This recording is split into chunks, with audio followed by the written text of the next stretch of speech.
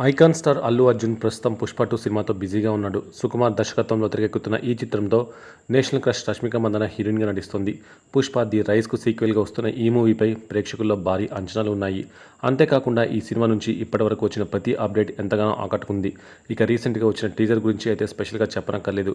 యూట్యూబ్లో కొత్త రికార్డులను క్రియేట్ చేసింది. ఇక ఇదిలా ఉంటే తాజాగా అల్లు అర్జున్ ఇంటికి వచ్చిన ఫ్యాన్స్ మొత్తం ఇల్లుతో సహా అక్కడ ఉన్న కొన్ని వస్తువులను ధ్వంసం చేశారు. అల్లు అర్జున్ తాజాగా తన అభిమానులను కలిసేందుకు ఇంటి నుంచి బయటకు వచ్చారు.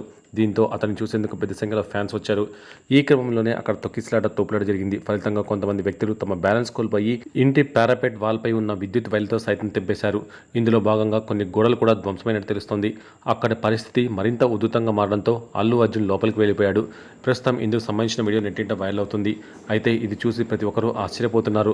అభిమానం ఉండాలే కానీ మరీ ఇంత పిచ్చి అభిమానం ఉండకూడదు అంటూ కొందరు విమర్శలు కూడా చేస్తున్నారు. ప్రస్తుతం వీడియో అయితే వైరల్ అవుతుంది.